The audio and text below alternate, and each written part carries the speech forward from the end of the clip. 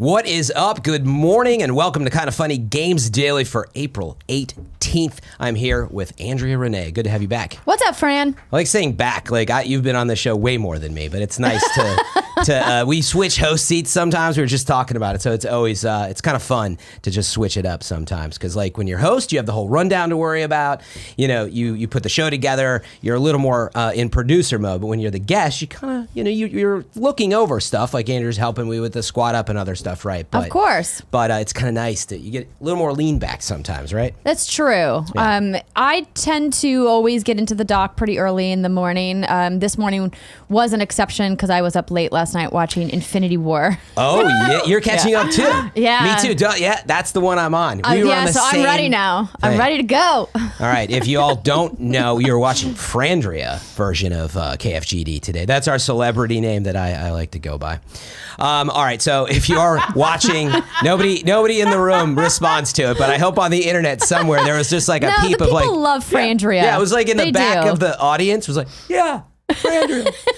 All right, again, welcome to Kind of Funny Games Daily. If you don't know, it is a show about gaming news that you can watch each and every weekday live at 10 a.m. right here on Twitch TV/Kind of Funny Games. And if you are watching live, you have a very special job. Sometimes we get stuff wrong or we misspeak. So head over to kindoffunny.com/you're wrong and you can let us know live while you're watching and you will get, of course, your contribution noted for helping us out. Thank you in advance if you do. If you don't watch live, of course, check us out on youtube.com/kindoffunnygames or listen on podcast services around the globe just by searching for Kind of Funny Games Daily. As well, you can be a part of the show. You can be a part of the show by heading to patreon.com/kindoffunnygames where bronze members or above get to write in and silver members or above get the show ad-free. Did I miss anything else in the housekeeping, Kevin, Andrea? Yes, you did. So fans of Kind of Funny proper, the comedy entertainment channel. Oh, yes. Arm of the Kind of Funny Games business we have going on here. Hit a fantastic milestone on the YouTube channel. We have officially crossed over 240,000 subscriptions. Hey! Oh, that was the arbitrary number we picked. Yeah, you picked 250. It was too far. Yeah. 250, way too far. Exactly. But now we're 10,000 away from being 250,000. I mean, that's really exciting. How it works. And I told Kevin that I'm taking full credit for the season premiere of Game of Thrones in review, which, by the way, if you have not watched it yet, the first episode, a great one. I am now the keeper of the plot for Game of Thrones season of In Review, and it's gonna be fun. First episode, really exciting. Lots of stuff. When can they watch it? It's live now. So it goes live Mondays at 11 a.m. Pacific time, or as close to it as possible. Yeah. Twitch.tv/kindoffunnygames. If you guys want to watch it live, of course, you can catch it at youtube.com/kindoffunny if that's the place you want to watch it instead. Later. But don't forget to hit that subscribe button. Also smash that bell. Get to 250. So you'll get an email every time we upload a video. That's right. There's some good content. Your phone just beats Did you catch the intro to KFAF this week? No, I did not. It's really funny. Really? All right. Yeah. Well, some would say it's kind of funny, but I think it's really funny. Solid. Because I won't spoil it for you because it's Andy doing a really great bit. All right. Andy always does great bits, though. So, all right. So that's the point here. We cover games. We also cover entertainment. Again, at youtube.com/kindoffunny. And man, Game of Thrones. Can't wait for the next episode. But let's get into some gaming news. Andrea, there was a ton yesterday and the day before. Today, pretty good. There's a little bit of new Switch version chatter, maybe some new additions that have been talked about getting a little more credibility, but we can talk about what that really means. Troy Baker, we love him, friend of the show, has responded again on the Borderlands controversy of why he was not brought back to do a voice. So he's responded to that. There's eShop troubles on the heels of the Joker launch. Spoiler, it's better now, but we'll talk a little bit about what happened and even more. A little bit of housekeeping real fast. The Vancouver meet and greet is the same day as May the 4th. Be with you. You all should know all of that. Check it out at kindoffunny.com/events. But Vancouver, we're coming for you. So get ready for it and put it on your calendar. It's easy to forget amidst all of the end game, the Days Gone, the Game of Thrones stuff. Next thing you know, you just forgot it was in your hometown. Also, thank you to our Patreon producers, Tom Bach, Blackjack, James Davis, and Muhammad. Today, we're brought to you by Robinhood and Thirdlove, but I will tell you about that later. For now, let's begin with what is and forever will be the Roper Report. It's time for some news. We have 6 stories today, Kevin. Baker's dozen! I've started to chorus up on that. That's my favorite part, I keep telling, right? Baker's dozen? Yeah, I love that part. The tagline.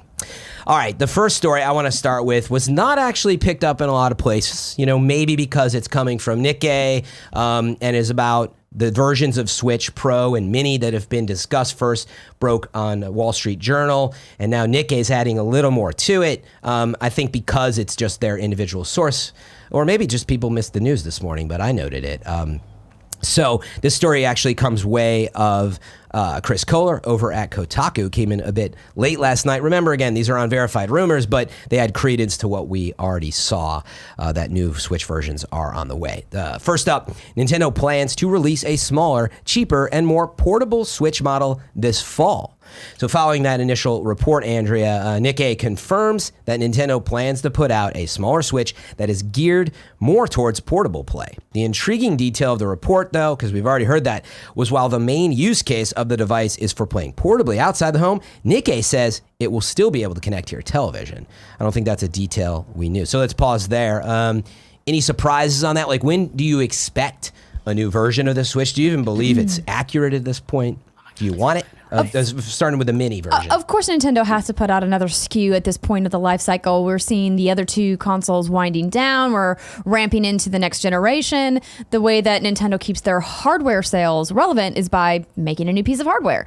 I think it absolutely makes sense. Yeah, to have a port of some type on the device to connect it to your television. I mean, why not? I can connect my iPhone to my television, right? So it wouldn't make sense to me if they don't have some kind of a port, even if you do have to have a connector or a dongle of some kind to do it, because why not, Yeah, I mean, it's a missed opportunity. It's I believe it because it is what Switch stands for. It's called the Switch. What are you switching to if they take that away? Then it is just kind of the 3DS without 3D, and then you're back to just a Game Boy. Yeah. So, which would be fine with me overall. That'd be really cool. But the Game Boy. but yeah, I believe the report. I think it's something that we all sort of assumed anyway.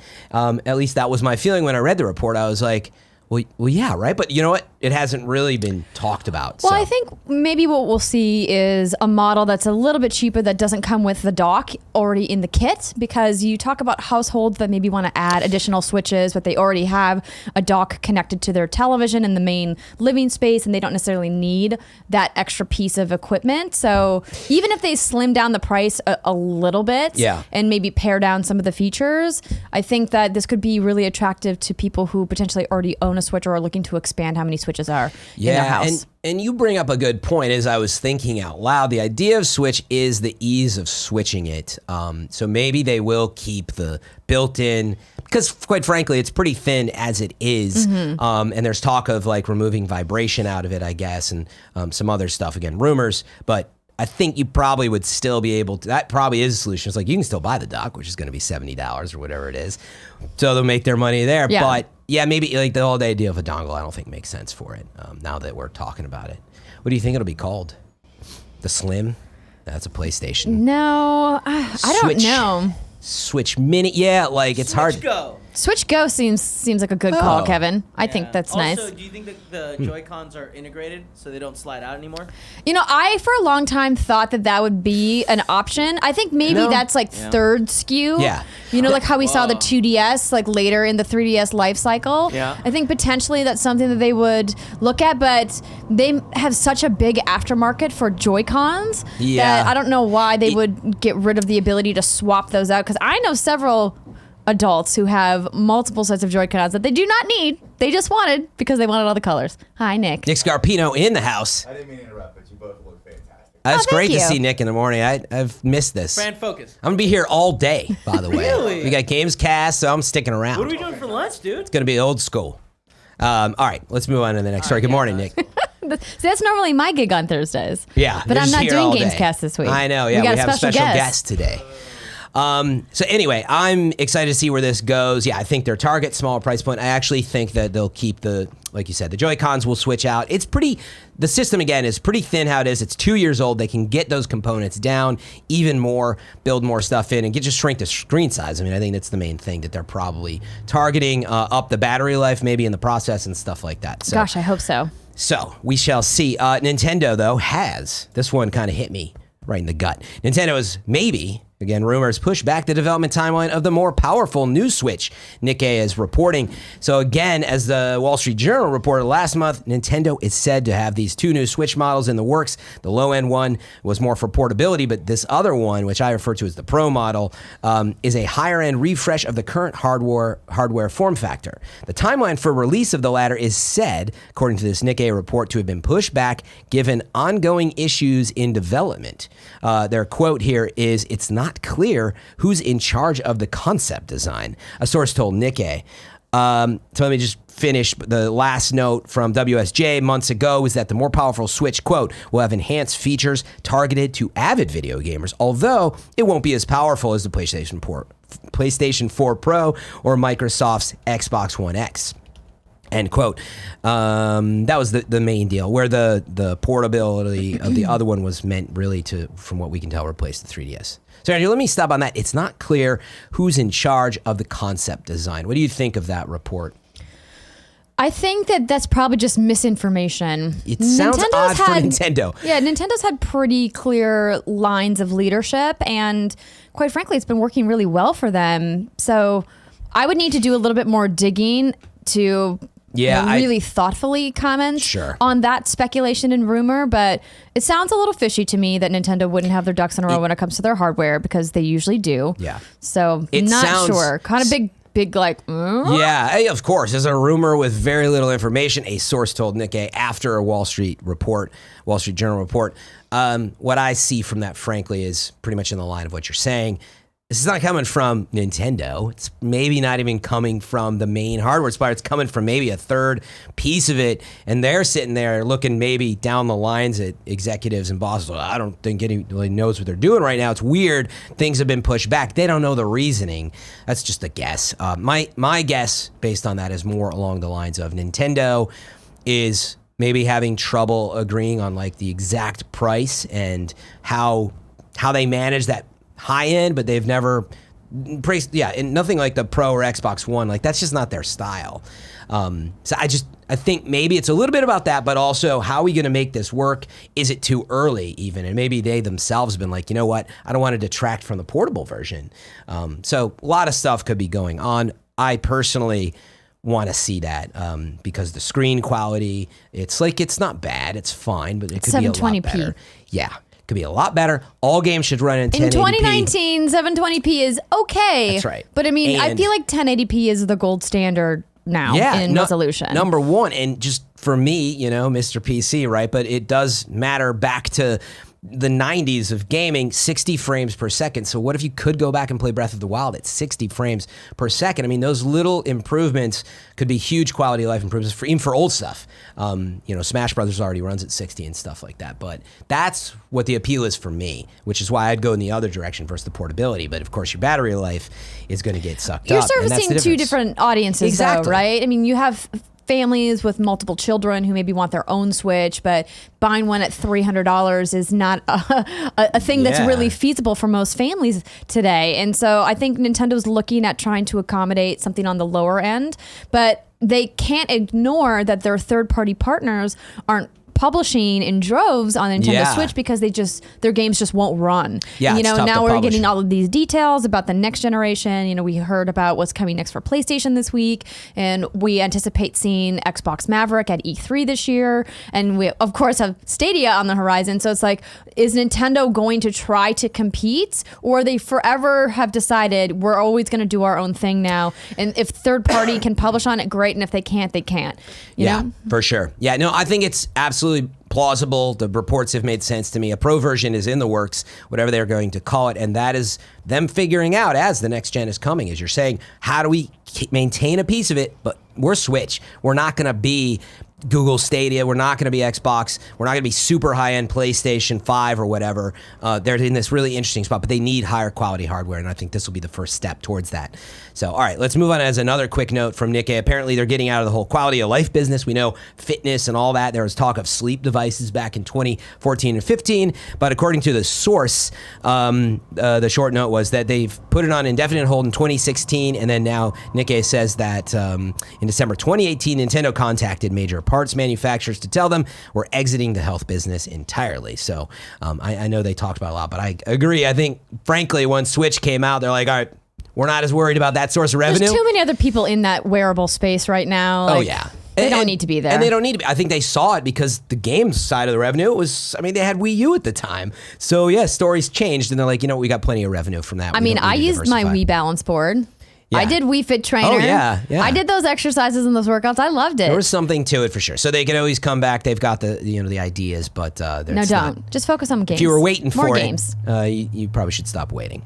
A little more Nintendo news on the horizon. Second news story, very fast. Yesterday, Joker and updates came to Smash Brothers, but the eShop was in disarray. So yesterday, the Nintendo eShop was down, experiencing a lot of issues. People couldn't access it following that release. And Nintendo took to Twitter to say, hey, we're working on it to resolve all these issues. Well, this morning, Nintendo of America, they updated and announced that the issues with the eShop have been resolved and access should now be available. It does warn there may be intermittent errors.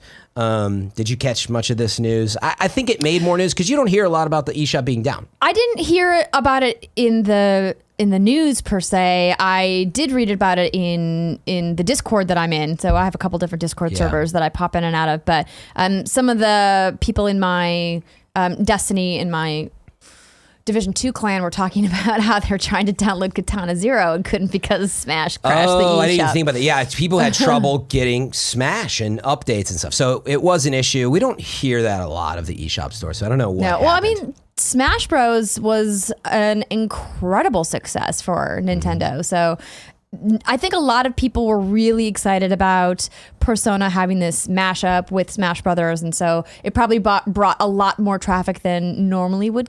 Yeah, that's probably what it was it brought back a ton of folks. I think the number was something like 12 million sold, and it now, I thought in the report yesterday came through the same Smash story, IGN or Kotaku or someone reported it was 12 million, now the best-selling Switch game. Mario Kart was that one. They may be very close that it's changing. But either way, you can imagine millions of people coming back to get that update because it is a big one. So anyway, let's talk about the real Smash Brothers news, which is the World Builder is out, and guess what? Everybody's making penis stages. Couldn't keep it. Of course they are. Couldn't keep it out of their hands. Now, oh no! I don't know. But it's like, what is it with? I remember Kotaku, I think, had done an article a long time ago. It's like, what is it with the obsession of people? They have to goes all the way back to Spore was one of the first big creator games way back, but everybody just making penises in games. It's funny. Kevin, what's your take? Do we need more of this? It's a funny looking piece of anatomy. Represent it on screen, it looks funny too. It's a funny looking. It is a little funny looking. Yeah. Kevin? More than a little funny looking. It's weird looking, right? It's weird. It's dumb. That's why we all have to laugh at ourselves, and I think that's the point. Is as much as this stuff does need to be censored, depending on what's going on, it's funny, and the fact that it's happening on a Nintendo platform makes it a little funnier as well. Because traditionally, you wouldn't think of that making it through, but they knew it was going to happen. Trust us. That's just it. Already had happened in the past, so. If you'd like to, search the Googles for that, have fun with that, but double check your safe mode just in case. It could get weird out there. All right, so third story, quick note, is that Epic has announced as part of this 100 million World Cup prize pool that the creative side of things is making it into that World Cup. This story is by way of Jessie Wade over at IGN. So news is Epic Games has added a new event to the $100 million prize pool of the Fortnite World Cup event. It's going to be called Fortnite World Cup Creative, which runs specifically very soon from April 29th to June 7th. The World Cup will consist of 5 showcase events and 5 different trials. all from community creators. Each event will focus on a new creative game with 15 participants then being selected to compete in the creative competition at the Fortnite World Cup Finals itself. Each participant will be able to submit their best clip to the creative trials each week using the weekly event hashtag, and they will have a chance to win part of the 3 million creative prize pool. Fortnite captains will be choosing the winners by top submissions that they see, and those who make it into the World Cup creative finals will be competing in New York City. Trials will be released every other week, with the first one being judged by Scissors. If you have been following creative, by the way, Scissors' death run is no joke. He was one of the first kind of famous folks to just make an insanely brutal death run, as it's called. And so what a better person to judge these. And I think that's a great choice. So these new creative trials and more details will be released on Fortnite's social media channels, as well as these event captain. So, Andrea, I don't know, do you follow Fortnite much? What do you think of this getting added to World Cup? I think that it's super smart of Epic to bring in this side and this aspect of Fortnite, because there's a lot of people who don't play competitively or even semi-competitively that would like to be involved in a game that they love, but from a more creative aspect. I think it's awesome. I love watching people go crazy with the tool set that, games create. I think back to the early days of Minecraft and the amazing things that people built in Minecraft, and how a lot of those people are now moving into a game like Fortnite Creative and doing really cool things with that tool set as well. So I think this is awesome. Yep, that was my review. I'm going to give it 3 thumbs up. All 3 of them. It's awesome that, as an example, I stream on Twitch, right? /FM3_. I stream and I face this pressure, and I don't know if you feel it as someone in the games media, et cetera. I'm sure you do. And it's, how good are you? There's so many people that are good at Fortnite, and it's really tough to compete with that and to feel like you're any good at the game. And now you got these World Cup events, millions and millions of dollars on the line. But frankly, it's like whiz kids in a lot of ways. These are absolutely people that just play a ton, and they practice and they earn it. But at the same time, a lot of them are naturally good with these games, and it's just part of your DNA. So you're left feeling like, what can I do? So it's really cool that they're including folks who have this other very creative side.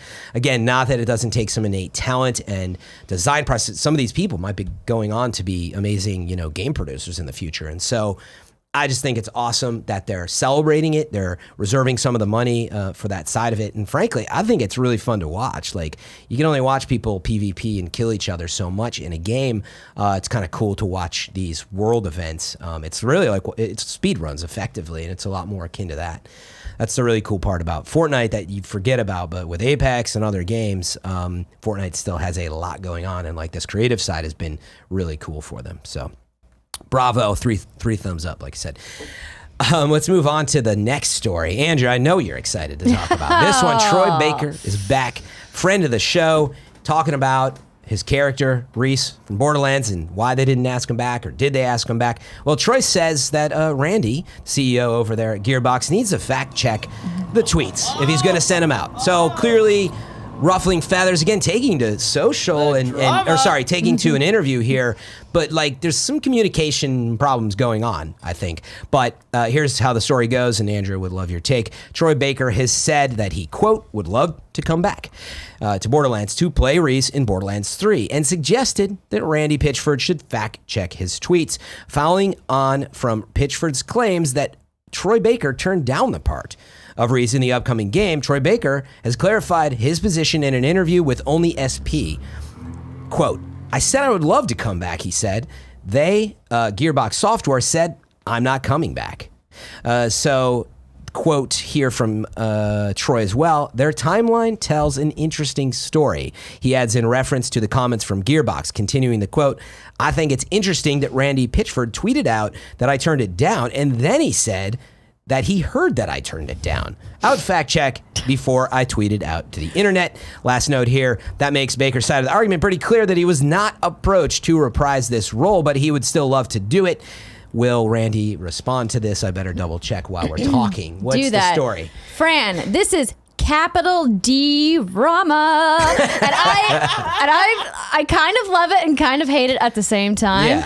Yeah. And what's what's really interesting about this is that I know both of these guys. They're both good guys. This is clearly some kind of miscommunication, and instead of maybe picking up the phone and talking to each other about it, they keep tweeting and keep getting quoted about it.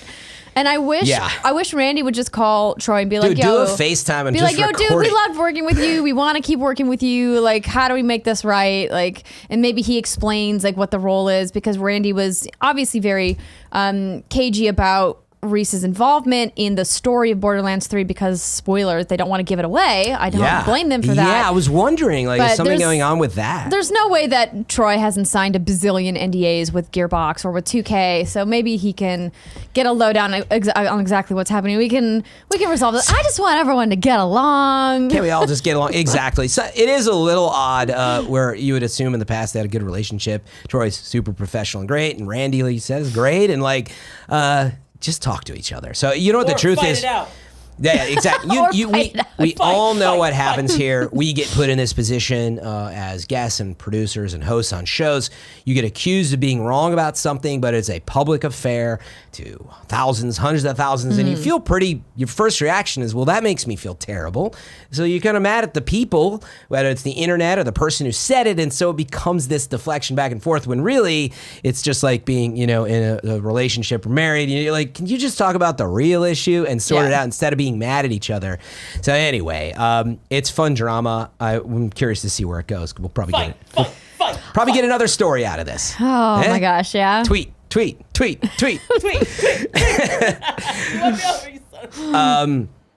This quick story has not made enough rounds, and I know Andrea would want to talk about this one. Division 2 raid, the 8-person raid, has been delayed according to the latest state of the game from the folks over at Massive and Red Storm and all those folks. But the story is this: Division 2's raid has a release date now of May 29th, which has been delayed from April 25th. I picked up the exact summary from PC Gamer, by the way. Thank you for rounding this up. Division 2's first raid, Operation Dark Hours, has been delayed from its original release date, as we mentioned, 4/25 into May. It'll arrive with the title update 3, and the date of that will be determined by Ubisoft's testing and balancing process. So it's not just a delay. Here's a quote coming in on that. So, quote, "In order to fine-tune the balance of our game and to ensure the best possible player experience for everyone, we've decided to move the release date of title update 3, including Operation Dark Hours, the 8-player raid, from April 25th into May 9th, 2019. An update had said, quote, continues, "The final release date of title update 3 will be based on results from further testing and balancing of the game. Operation Dark Hours will be your biggest challenge to date. We want to make sure that we've properly tested the large amount of balance changes that are coming, both the PvE and PvP, and listen to your feedback about the changes before introducing the raid." They promised it, they put it on the roadmap, Andrea, and now they're changing it because of the balance. What do you think? I think this is the right call, mostly because I'm going to be watching Avengers Endgame that night. So like a lot of people out there, and I'm probably going to be going back to the movie theater to watch it multiple times. And so I would like to be part of the raid when it launches. There are very few games. In fact, I can say I've never been part of a raid when it launched. Right? Yeah. On any game that I've ever played that has raids. And so I feel like I'm in a really great position now. I am raid ready. Yeah. I'm like gear you score have even 500. more time to be sure. Yeah. So I'm excited that I get to play around a little bit more, maybe pick up some more gear pieces that I'm looking to kind of build my optimal loadout. But more importantly, the game absolutely needs some more balancing, for sure. As much fun as I'm having in this game, I think Greg tallied our numbers. You've played over 120 hours. I've played over 90 hours. It still has quite a few bugs and balance issues. Yeah. Doesn't mean it's not a really fun time, but I'm happy to see that they're going to be addressing some of this stuff, particularly when we talk about end game content. The mod system needs a lot of work in order for it to be really effective. And so I'm glad that they're taking the extra time that they need, and I'm fine by that. Yep. Yeah, there's absolutely two sides of this story, which is a lot of people have been planning on it. People are literally in the middle of, putting their raid groups together, taking off work. This stuff happens. we set up an appointment, our clan did. We were ready to go. Yeah, exactly. So there's a lot that goes into that. In fact, you can argue on the other side that people play that much of the game to be ready because that's their planning for April, and maybe they didn't think about this as part of May. And so it is a big change for those folks. It can be a really huge letdown. my personal take, actually, wait, before I get into that, the last note is just to make sure you're clear. If you listen to the state of the game update, to Andrea's point, there's a lot that they're changing and fixing. I mean, when I say a lot, it's enough. When you start changing mods and all these things just start to completely rebalance. And so that is what they seem to be worried about. They're bringing changes that now, with the raid coming, everything is changing at once, and it seems like they need to be really sure. Right? But it's also important to remind people that they're releasing some of these changes early in the private test server for PC players. Yes. And so if you're interested in helping them test that, you can. I believe right now the private test servers are open to anybody who owns the Division 2 on PC. So you can check those out. Of course, they're not putting any of the raid content in the test server, just some of the balancing things that they're working on and testing out to put them in the test server first to see if it breaks anything fundamentally, which is obviously the right call because you don't want to push something live and have it break a whole bunch of other things in the process. Exactly. So, I know there's a lot of folks out there that are really disappointed and quite frankly angry about it. I've talked to a few that are like upset because, again, you make plans and it already might have seemed like forever, in a world where, Destiny, I frankly think comes out way too fast. It feels like an exclusive event for, people streaming 10 hours a day. I was like, hey, this is great. It gives me time. I did have a plan. Now you've messed it all up, but I understand we're upset about it, but I would also look at it look, as long as you can keep your team together, hopefully you can just replan for May. And I think it's good on the side of I have something to look forward to, and there's a lot happening right now. Now, that's convenient to me and my story, but I'm fine to play it in May. I've already sunk, that's what I was kind of getting at, is I've already sunk 100 hours. I'm not going to come this far and give up after a few weeks of a delay or whatever it's going to be. Of course not. So, I think they're making the right call. And worse than that, what we don't want is to get into the raid and that, one, it's too easy, or two, it's way too hard, or it's unbalanced and somebody cheeses it. And there's people going to do world first and stuff like that. And it's very important that they get it right. So hopefully that still happens. I mean, it's, if you listen to the state of the game, there's so many changes at once and the game is very complex, to say the least. So anyway, there's a lot going on there, and a fast separate note from the raid is that if you do play the game, you're going to be able to get high-end drops over 500, which is the cap. You have to recalibrate otherwise. You can get them in the dark zone in the future, which is a bit of a controversial note, which is you can go and get them there, but nowhere else. Now, one, I think that's really great because it sends you there for a reason, but they're rebalancing dark zone and a lot of other stuff too. But that was a big piece of the update from yesterday I wanted to mention. So, all right. Going to end on something a little more lighthearted and fun. Nobody bickering with each other. Sega confirms 10 more games for Genesis Mini, including Castle of Illusion and Earthworm Jim. I picked up this story over at Polygon. A lot of folks are talking about it, though, and Michael McWhertor, thank you for that. Sega's upcoming retro console, the Sega Genesis Mini, will include 40 games as part of its lineup, and as of Thursday, we now know today, half of them. Back in March, Sega confirmed 10 of those games for its Genesis Mini, a list that included platform favorites like Sonic the Hedgehog, Gunstar Heroes, ToeJam and Earl. Today, Sega delivered more awesome news, confirming that the classics like Castle of Illusion, starring Mickey Mouse, and Streets of Rage 2, as well as third-party favorites like Earthworm Jim, Contra, will also be playable. So here are the exact list of the 10 games that we now know of. Earthworm Jim, Sonic the Hedgehog 2, Castle of Illusion starring Mickey Mouse, World of Illusion starring Mickey Mouse and Donald Duck, Contra Hardcore, Streets of Rage 2, Thunder Force 3, Super Fantasy Zone, Shinobi, Return of the Ninja Master, Landstalker, and those are building on top of the other 10 that we knew, Sonic the Hedgehog, Echo the Dolphin, Castlevania, Bloodline, Space Harrier 2, Shining Force, Dr. Robotnik's Mean Bean Machine, ToeJam and Earl, Comics Zone, Altered Beast, Gunstar Heroes. I mean, lots of awesome games in here. The final note, this is suggested retail price September 19th at $79.99 US dollars. The US version of the retro console packs in 2 full-size 3-button controllers, plus an HDMI cable, power, and the adapter. Software developer M2, which is famous for its emulation of classic games, is developing it with Sega. That is the big thing with these devices, right? You're like, well, why can't you just put it on PlayStation? I'd rather just get them cheap and buy them there, maybe piecemeal. But emulation, we know, is very important. There's a huge difference. But what you excited about this? Do you buy into these, If anything, consoles. Echo the Dolphin might be the one game that could get me to buy this thing. But no, like this is not for you Quite personally. frankly, I could care less about this, Fran. There's just too many games man, to the play that internet- are new. No, like Right. listen, I love Borderlands will buying be out my around there. NES Classic Edition and my SNES Classic Edition because I'm a diehard Nintendo fangirl from way back when. I had like 3 games on my Genesis.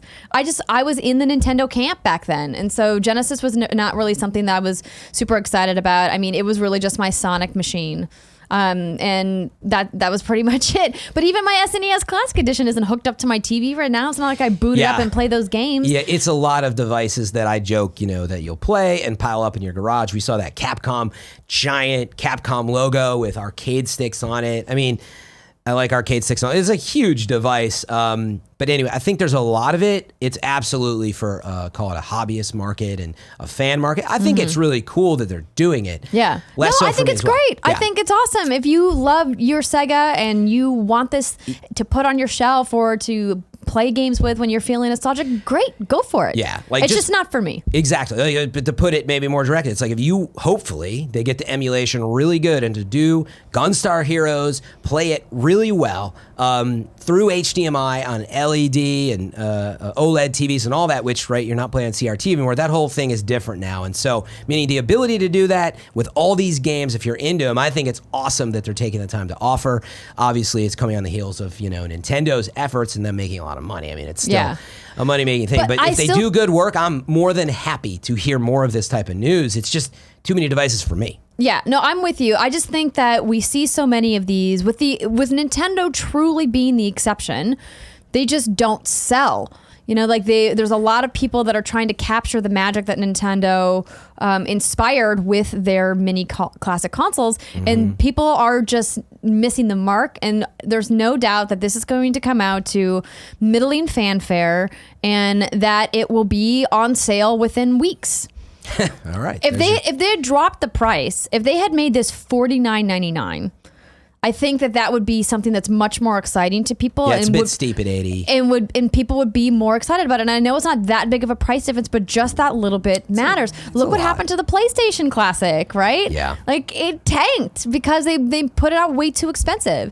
And now you can find it half off at a lot of stores or even cheaper in some places.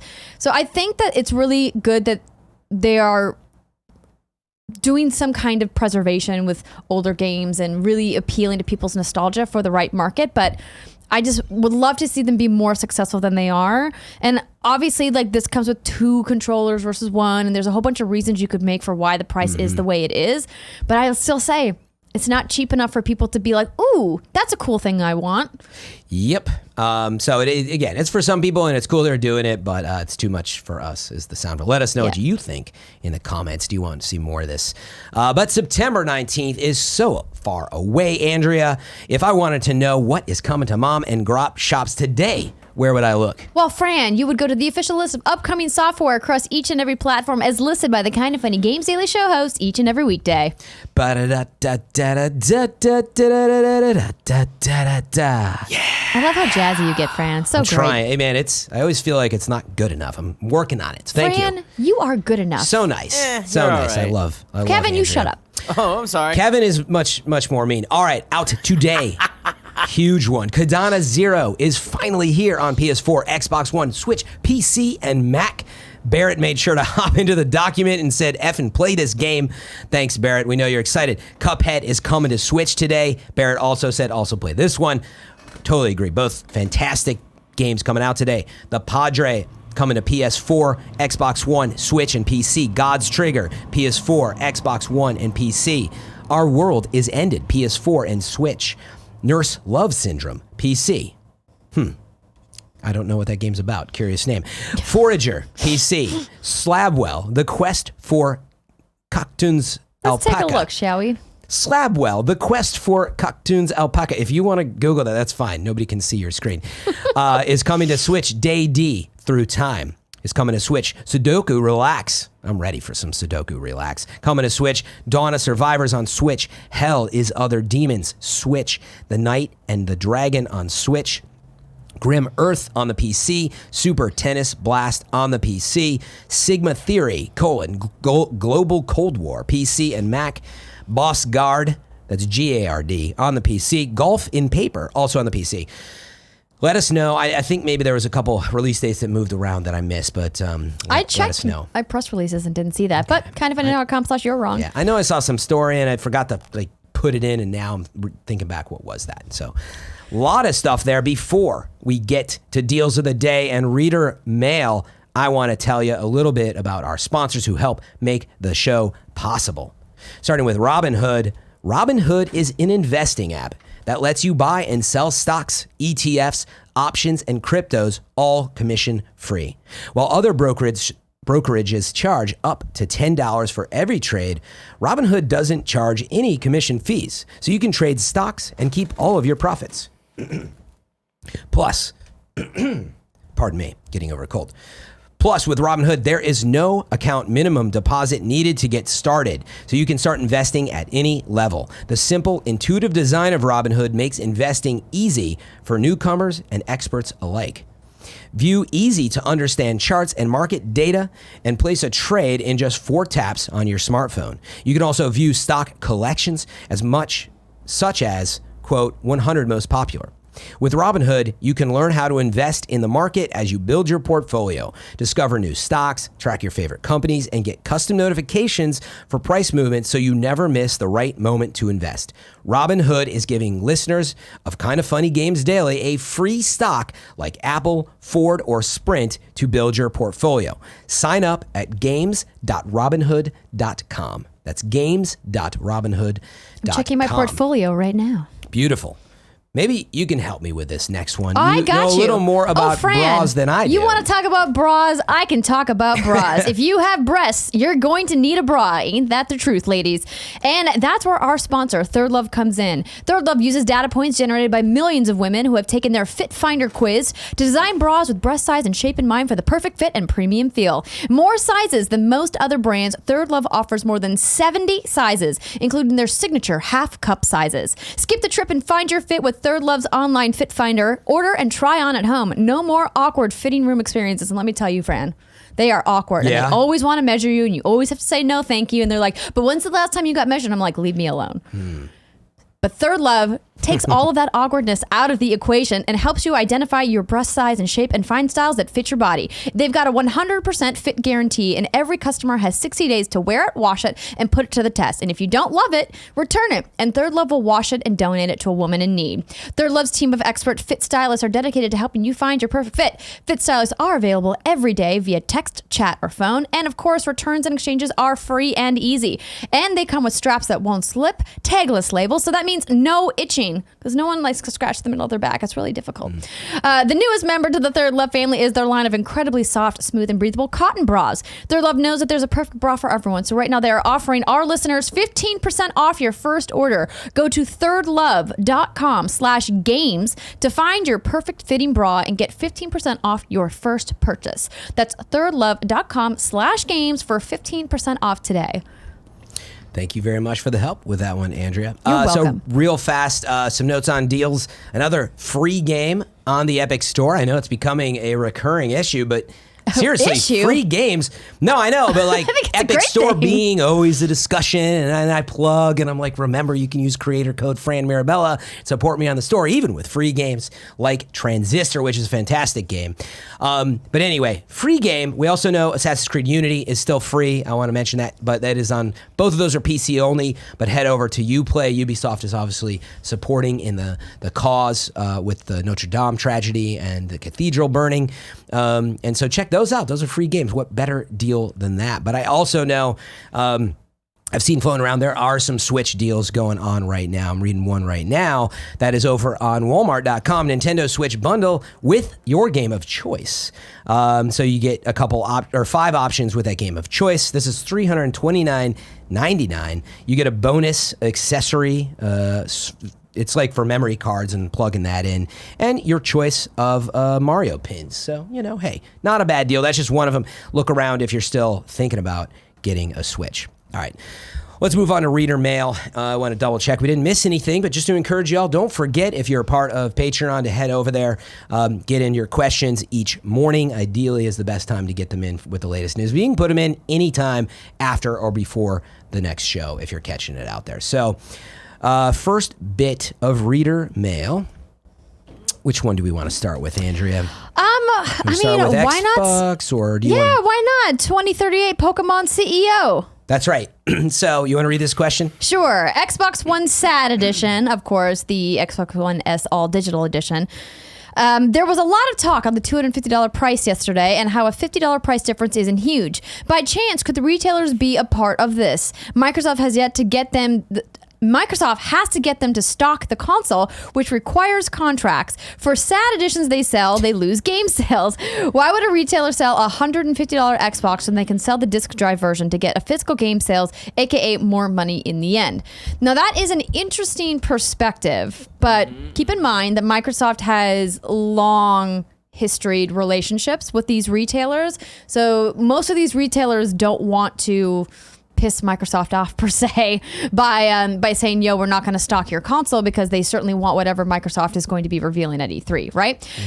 So I don't know how much the contracts per se figure into this, but the diskless drive is certainly something to keep in mind, because not that long ago we saw GameStop's leadership come out and say that these game subscription services have absolutely hurt their profits overall, because so many people used to go to the bargain bin inside stores like GameStop or even like a Target or a Best Buy and, rifle through them and see what they could find. But now you can get so many of those older games included as part of Xbox Game Pass or on PlayStation Now. And so they're not selling as many used and older games because people are just downloading them digitally. So I think that absolutely has something to do with it. My feelings were almost identical to Tim's yesterday when you guys were talking about the reveal. I do not for the life of me understand why at the end of the Xbox One's life cycle, Microsoft is announcing a new SKU that's virtually the same price as the other version. Now, I know technically on paper, it's the cheapest on paper. It's cheaper, MSRP. but as you guys did, like a quick search on Google will show you a variety of Xboxes that have more feature sets that are cheaper than Xbox One S you can get for a couple hundred. MSRP. So to me, that this is a miss. This is a swing and a miss for me, Fran. I don't understand. And as we pointed out, it comes out, was this May 7th? So it's very soon. A couple of weeks. It's 3 days after the Kind of Funny Vancouver meetup on May 4th. Remember, check it out, kindoffunny.com/events. But it's coming out soon. So I just want to make that note, though, which is, who knows, maybe we will see this response from stores doing the same. They're like, we're not going to sell it for your suggested price. Like, we've already got this other stuff on sale. They can move it at the margins they need. Presumably, it doesn't cost them more than the Xbox One S to stock to this question. So I don't think it's the retailers. Because technically, right, the Xbox One S is more. It's like $300 suggested. So I don't think it's the retailers. It's an interesting point. I've been playing devil's advocate, though, which is, and this point, look, I don't want to buy it for $250 either. I won't buy it. I agree with you at this life cycle. It's like, why would you should have brought out a $200 price point console. That's the appeal. That should have been your target. My general note, though, was not in defense of that. It was that I think that's what they've done. They're just starting a little slow because they're probably just still seeing these other sales. And because of market competition, Switch at $299, PlayStation 500 gigabyte systems $250, suggested prices, right? But because of that, they're like, we can put it out for $250 and see how it does. We can always drop it later. But again, not in defense of it. I know. But why, Fran? Why not take the bull by the horns? I don't understand. That's what you're saying. Take the bull by the horns. Yes, I think that if they really wanted to light a fire under consumers who maybe haven't bought an Xbox One yet, or maybe wanted a second Xbox for their household, or maybe they, want to gift it to somebody, they make it $199.99. They make it a 2 terabyte internal hard drive, and they include 3 months of Xbox Game Pass all in the bundle. That game offering. That was what was that game offering? Minecraft? You're including Minecraft? Hey, Sea of Thieves, but a lot of folks have these games and Games Pass. But they're part of Game Pass. That's the thing. I just like the whole thing about this announcement just makes my head go like, why? You're right. The story, and we're here again the second day, the story is not good right now. And it wouldn't have been the right move to be like, holy cow, can you believe that it's only $199? They're the cheapest console on the market. That's what you'd expect of. I think that is the problem. And those things would probably fly off shelves, right? And that's the thing that is so confusing to me, because I really like what Xbox is doing with their digital subscriptions and how they're including games with Game Pass. And we have this really exciting proposition of what's happening with the cloud computing and the cloud farms. You guys were talking about Phil Spencer playing yesterday. And so I think that they're setting themselves up for incredible success. I just think that this is such a head scratcher of I'm confused. I mean, I'll be honest. Like, it's number one, I don't. I think people always think that I'm playing to the publisher side, or it's not. What I'm thinking about is I just don't think the margins are that good on them. They're not selling enough in general for them to go, because for them to go this far to be like, it's $199, we're going to take a hit. It'll be very marginal for us, but you know what? We want a good story, and we want to just get more people on Xbox. Well, think about it. We want to get more people on Xbox One. Sure, it's nice to sell some stuff. That's not the focus. They need to sell games. This is not what's it going to sell right now? It doesn't do a lot for them. Because of it, I think they're willing to go and test the market. They're first to market of the major manufacturers with this. So meaning it doesn't surprise me. Again, I'm not defending. I agree with you. Maybe they should have waited until September when Xbox Cloud is in testing. It's $199. Who knows? Maybe they should have waited for the better story. But can we also take this step back is what I'm saying. Be like, so what? They're just testing a $250 console. If it's not for you right now, but then it's $199 later this year, is it going to be okay with you then? If it's $199 in September, let's say, or November, will you be happy then? Yes. Okay. Yes, Fran. And that's yes, the point. I will be. You're like, why didn't they do it now? It's a bad story, but like maybe the story will be the same at the end of the year. As with everything, I'm happy to play the card of it's just a player's option. It's choice. You don't have to buy it. I would like to see them get a big win here at the end of the life cycle, because they've been trailing for them. Yes, they've been trailing behind PlayStation the entire generation. Yeah. They right? suck. They don't suck, Kevin. They don't suck with this though. But no, this is not gonna. Like I said, this is not gonna light the world on fire. Even if we go down this hypothetical road of them having all of this stock sitting on shelves of these Xbox One S consoles that they're just not moving, because if people are going to buy, they're probably buying an Xbox One X right now, right? They want the power, they want the 4K, they want the higher graphical fidelity, what have you. They're not necessarily going to buy something that's an all digital box that's really offering nothing more than what the Xbox One S offers. I mean, right? that is the befuddling part. I agree. You're like, wait, if there's all these deals, why would I skip on a 4K? Maybe if it was more powerful, if it had a bigger internal hard drive, if it was maybe a little bit cheaper, even if it was not a lot of benefits. I would accept that price point if the internal hard drive was double the size. If it was a 2 terabyte like hard drive at that price point, I would say, okay, now we're talking. Seen something. That's now we're maybe cooking with a little bit of gas. Yeah. But that's not what they did. Or maybe put a solid state. That's so why get rid of the disk drive? I mean, like I said when we were talking, we talked about this extensively on What's Good Games this week, which publishes tomorrow. But I said when I was talking with Steimer, I was like, the 4K Blu-ray player was such a big selling point for the disc drive of the Xbox bought it versus the PlayStation that I don't know. I come from a convenient side, which is I already have an Xbox One, an old one. I always wanted to get an Xbox One X, but at this point, I wouldn't really play it that much. I play on PC, and so It sucks. Whatever. Oh, Kevin. By the way, fact check. Everyone calling it Xbox One SAD. As I noted on yesterday's edition, it's Xbox One S All Digital Edition. There's an E at the end. It's Xbox One Sade, and it's a smooth operator.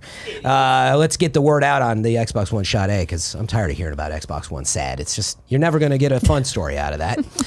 Let's move on to our next question. Wyatt says, hey, Fran and Andrea, on a scale 1 to 10, how confident are you that streaming AAA games will work? 1 being a laggy, unplayable mess, to 10 being indistinguishable from a console experience. With news that Phil is alpha testing the xCloud and Stadia launching in the near future, I'm wondering if these products will only work for certain types of games. For example, I have a TCL 4K TV, which is a budget 4K HDR TV. I can tell when it's not in a game mode, there's a noticeable delay in moving the camera or character, and that's only a 20 to 40 millisecond delay difference. How confident are you in the ability of these products to scale to mass market without them being an unplayable laggy mess? That's a 1. I'm not confident at all. I'm not, and I've said this because this solely depends on the speed of the internet connection that you are able to get, and that's where we're going to see the difference in quality, right? Weren't they recommending over 20 megabits per second? 25 megabits per second was the recommended, and that to me is crazy high for most people. Yeah. Now, for people like us that live in a major metropolitan area like San Francisco that have access to really fantastic high-speed internets, it's no problem. We'll be fine, but I think about my hometown in Fargo, North Dakota, and you have to live in the right neighborhood to get the right access, and even then it can be incredibly cost prohibitive to get anything more than 20 megabits per second. Plus the data cost. You're downloading, depending on how many hours you play. Well, and that brings in a larger telecommunications problem that we have specifically here in the United States, is the throttling and the data caps that the ISPs are putting onto their customers. And we're seeing that other companies like Netflix, this has been a big thing for them over the years. And it's going to become an even bigger issue because arguably the data the games are pushing over that connection is going to be way more than what you would even see for like a 2 to 3 hour 4K movie, right? Yeah. So there's a lot of technical issues that we're going to have to wrap our heads around. And unfortunately, a lot of it is really out of the platform makers' hands. Like, it's not like maybe someone like Google has enough clout within the government here in the United States to lobby for change in the telecommunications legislation that's happening. But I'm not holding my breath. Yeah. Okay. It's important to note, like, that's a recommended speed. They're talking about hitting HDR and 4K. We also don't know how the technology works very commonly. Even on graphics cards, now you can get quick scaling where it'll de-res stuff to put out a lower scaled resolution. So it might put out a 480p frame just to keep up with the frame rate. What they're going to do is going to be interesting in how they keep this 1 to 10 experience. We just don't know, but I'm with Andrea. I definitely, you didn't rate it, but I feel like there's going to be a lot in the 5 area. Some stuff is going to even be, I think, a 3 and 4 at first until they tune and figure stuff out. But I going back to what Wyatt said, the type of game is going to matter. I think there's going to be some where I might just be tooling around in Fortnite creative mode and playing at 24 frames a second and like, whatever. I mean, I don't care. Or maybe I'm just playing an old retro game that they remastered and you're like, that was solid. Or I'm playing Ori type games. And I think potentially those are the ones that cool. But other games like they touted Doom, right? Like, I don't know. And, I don't even care as much about Doom right now. I mean, I like Doom, but I'm looking forward to stuff like, dude, Borderlands is on Stadia and it runs awesome, then hey, Yeah, I think this really comes down to personal preference. At the end of the day, it's going to be a different experience for everybody, and it's up to you to decide what kind of experience you're willing to pay for and willing to accept. I think it's without controversy that we can say it's going to be definitively better on a box that's connected to a hardwired internet connection that's that's not streaming over Wi-Fi, right? So I think that certain games are going to require certain experiences and other games won't. So but at the end of it all, Fran, we're not going to know until we actually get it. Let us get our hands on a real world experience. Yes. This summer, Stadia comes to Kind of Funny. I don't know, but I would like to see something before launch that gets the confidence up. But, I know they download a little bit at GDC for a few people. Yeah. But we shall see. I do want to end that, though, on the upbeat note, which is like, look, I think it's awesome, though, that they're working on this. And, like, if we don't start... the promise, Fran, I'm with you, sounds so cool. Where are we going to get to if we don't start now? Again, Rome wasn't built in a day. We all know the concept, so you have to start somewhere, and it's going to be tough. Obviously, they're not going to go out and say that. But I probably believe that's what Google thinks. They're like, yeah, it's probably going to be a little rough at first, but we'll get the job done. And we're not going to get anywhere unless we go, and it's pushing everybody to do better. So I can't wait to see the results. Andrea, do you want to help me out with our squad up today? I do, Fran. So today's squad up comes from Farmer Josh. He's playing on PS4. His name is Dumb Ace 15. Dumb Ace 15 is his name. He says, hey, best friends, I'm moving to a new state tomorrow and leaving everyone I know behind. I'm looking to make a few new friends to play some games with. I dabble in Apex. I'm looking to platinum all 3 Borderlands before September. Ooh, ambitious. I could be convinced to go back to play Battlefield 1 and 5. Hell, I could use a platinum hunting partner. I have a million games in my backlog. I need some motivation to play. I'm really down for most things, just looking to meet some cool people and form some friendships. Go find him, best friends. Dumb Ace 15 on PS4. Thank you very much. You're welcome. Before we wrap things up today, number one, did I miss anything you think? Are we pretty solid? I think we're good, Fran. Always want to double check. The other note, of course, is as much as we love being on the show, supporting us here, where else can folks support you and find you, Andrea? Oh, they can find me at What's Good Games. So, of course, what'sgoodgames.com/podcast, all the platforms you can find us at, youtube.com/what'sgoodgames, and I'm at Andrea Renee on Twitter. I've got some really cool projects coming up in the next couple of weeks. Next week, I'm hosting Games Beat Summit down in Los Angeles on April 23rd and 24th. We're going to be live streaming both of those days. Lots of really cool panels and topics. I'm going to be talking to the CEO of Skybound about the Walking Dead franchise and how they're wrapping that up. I'm talking with an expert on unconscious bias and how that interferes with game development and game perception, which is a really neat topic. And then I'm talking to my friends over at Facebook Gaming about the cool things that they're doing to make communities more inclusive and what they're doing with communities in virtual reality spaces. So sounds lots of cool stuff. And that's just like a sliver of the content. So follow me at Andrea Renee. I'll be tweeting out all those links, and they'll be streaming all day Tuesday and Wednesday next week. I'm glad that I asked. And then, on my side, if you like seeing me on Kind of Funny, my life outside Kind of Funny is a big part of it. So if you want to support me there, Twitch TV/FM3_ is the easiest place to drop by, watch me live stream a lot of times after 9 or 10 p.m. Pacific time. Still trying to figure out the day job part of it, obviously. But Fran Fridays, you can catch me around 4 or 5 p.m. Pacific time, where I try to put in a full day before it's midnight, unlike my other schedule. Again, FM3_ on Twitch, but also no cost at all. Just head over to Epic Store and the creator code, Fran Mirabella. You can find me there and punch that in. That's a really easy way to support. I really appreciate everyone who's done it. And last question for Kevin, what show is next and anything else? Internet Explorers, did you do your wrong? We're doing it right now. Oh, yeah, you're Fran, right. I know. I do this every time. It's a little confusing because we have to delete the top rows are blank, and so for half a second I was confused that nobody wrote in. But oh no, if you just scroll down, thank you, the nanobiologist. He says, Andrew, you could say you drink and actually know things about Game of Thrones. That's true. Lord of Pwn says the last sales numbers for Smash Bros. Ultimate were at 12.08 million units, making it the third best-selling Switch title behind Super Mario Odyssey, which I thought was number one. Mario Kart 8 Deluxe is but that's 15.02, so that would make it number one. Mario Kart is number one, though. That's what I thought. I didn't realize Mario Kart had overtaken Super Mario Odyssey. And then Nintendo has their annual investor call next week, where we will get more up-to-date numbers. So thank you about that. Kebab says it's worth noting that the game lineup will be slightly different in Japan. I believe he's referring to the Sega Genesis Classic there. No Earthworm Jim. It's swapped out for another game. The Genesis Mini. Let's see here. Today, yes, you guys missed yesterday on Out Today. Dreams Early Access is finally out on PS4 for $29.99 with limited spaces. I'm playing it right now and having a hell of a time, says Fendi. I also played Dreams, and you guys can hear my impressions about what I played in What's Good Games tomorrow morning. Let's see here. Hashtag game provided by PlayStation. Let's see what we got. Nanobiologist, a new Out Today, ACA Neo Geo Samurai Showdown V Special. Samurai Showdown 5, I believe that is now available for Xbox One. Thank you. Lord of Pwn says classic FPS. Is that, how do you say that? Is that 13? Is it? I don't know. Let me know, Lord of Pwn. It's getting a remake on PS4, Xbox One, Switch, PC, and it's coming out November 13th. A new date that we missed. Oh, so that's the same one. I do want to know, people are saying that the singer Sade, the musician, is not Sade, and I don't know. I believe that's what it is. Kebabs. It is. Kebabs wrote that in. Yes. It doesn't have an H in it, but that's, as I understood, how it's pronounced. No, that is how you pronounce it. Thank you.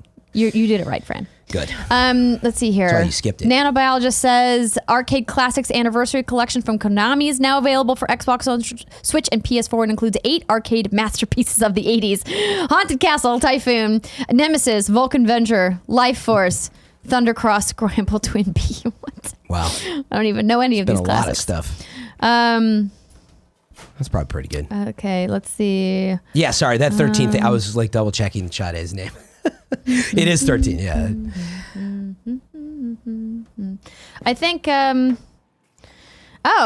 Parker Petrov says Fargo now has gigabit internet via the service provider Midco. Fargo? Hell yeah. North Dakota. Coming up in the world. Right, Parker Petrov. Thanks for that tip. For $100, I mean that's not a bad deal. That's what I pay for fiber internet here. Yeah. Yeah, I mean it's a lot, but if you're getting true gigabit service, it's pretty. Well, good, you don't get true gigabit. It's like 940 to it's 970. fiber. Wait, is that for fiber or gigabit? Gigabit.